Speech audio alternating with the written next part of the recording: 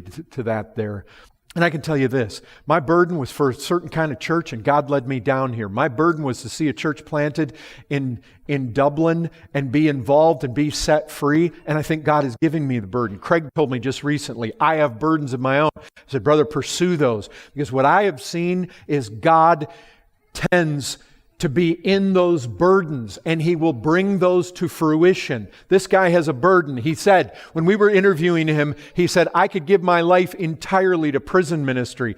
Church, you ought to encourage him that way. I'm encouraging him to make sure that every single man in the church gets to a jail or a prison at least once in their lifetime. And some of you, I hope the bug catches you, the burden for souls in those prisons like it caught a hold of him.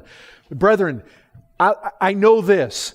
The devil, he sits up and takes notice when you have strategies to reach Hinduism and Buddhism and Islam.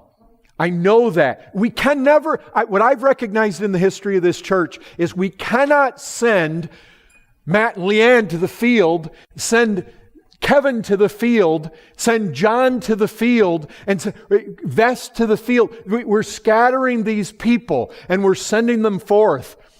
And then to have it to where all the crazies get sent out. It's always got, Lord, please replace them now.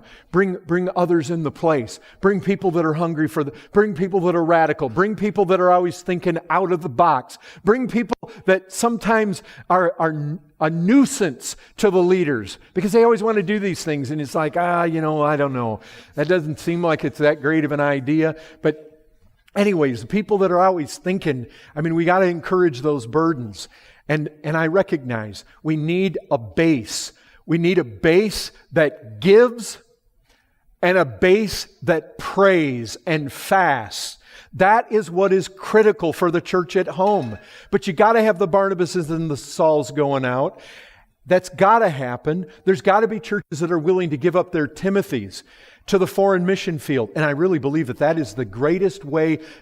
I've said this before. I didn't need to hear this, but it always rang in my ear that back there in 2001 when Paul Washer came down to Community Baptist Church, his second message he gave was on missions. And he said, I have never seen a church that gives themselves to foreign missions be abandoned by God. And look, I haven't seen all the churches he's seen, but I've seen this church.